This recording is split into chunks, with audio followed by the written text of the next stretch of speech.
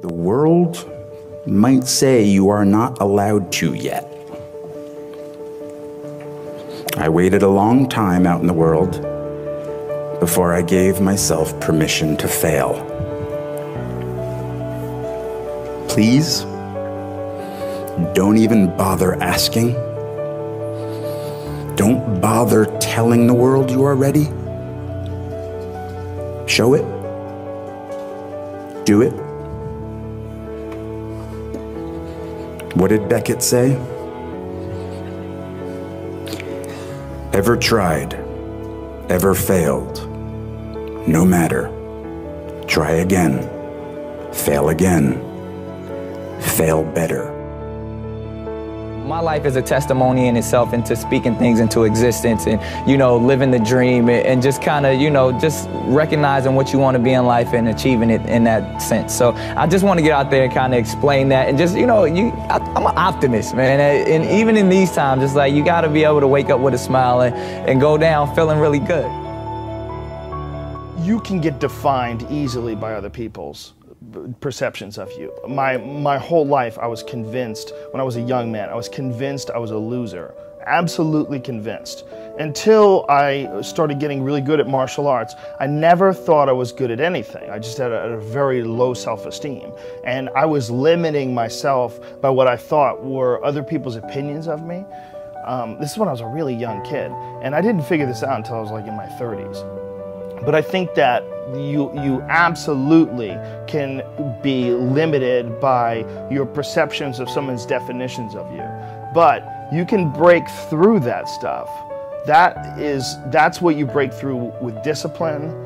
That's where you break through with hard work and concentration and focus. And that's why it's so important to have like either a discipline or an art or something that you're trying to create or something that you're really focusing on. Because if you don't have like a point of focus as a human, I think it's very hard to get through this life and have an appreciation for true struggle. But, I've made the choice to value human life, and I've made the choice to fight as hard as I can for that. And so ultimately for me, I think like the decision that I've made is like happiness to me, like when I'm happiest, is when I'm pushing towards that.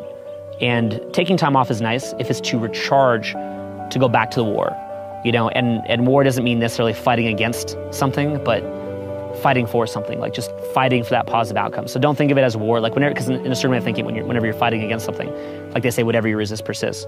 So it's not like that kind of resistance, right? You don't want to bring resistance into it. That's what I was talking about earlier. You don't want to bring resistance against something into your war, but you want to just think of a happier, more kind of present energy-based outcome and push towards that. You just push towards that and use all of your faculties, every faculty that you have, honing it, internally and externally, honing it to get it to that level and just continually sharpening the sword, the inner sword, but also your outer abilities, just sharpening it. And that's life for me. Look around you and what you see is average everywhere. Average has become an epidemic.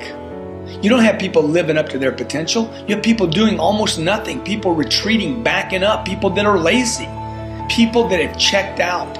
People that are waiting for handouts and crumbs and think that will give them security. Look, now is the time to start again. Your security, your family's security, your future is left in your hands. Your destiny is yours, not someone else's. Nobody else can do this for you. Nobody else can do it for me. It's your job and my time. Now is the time. Now is the time to start. Now is the time to start again.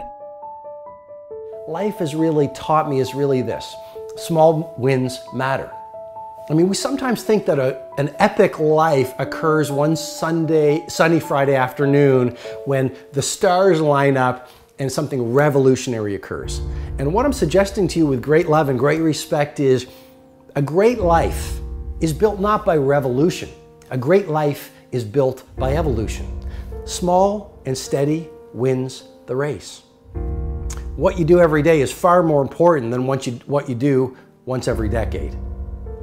I want you to really think about that idea. What you do every day is simply your life in miniature.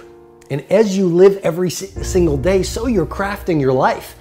What you do over the next hours is really building your future.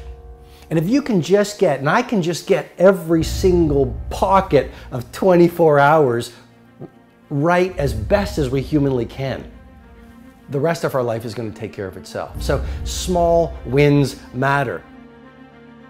Make a damn schedule and stick to it. Okay, so what's the rule with the schedule? It's not a bloody prison.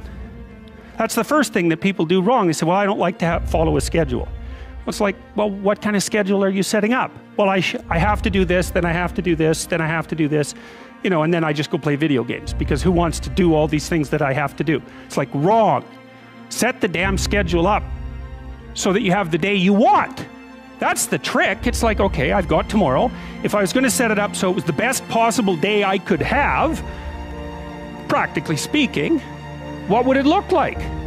Well, then you schedule that. And obviously there's a bit of responsibility that's going to go along with that, because if you have any sense, one of the things that you're going to insist upon is that at the end of the day, you're not in worse shape than you were than at the beginning of the day, right? Because that's a stupid day.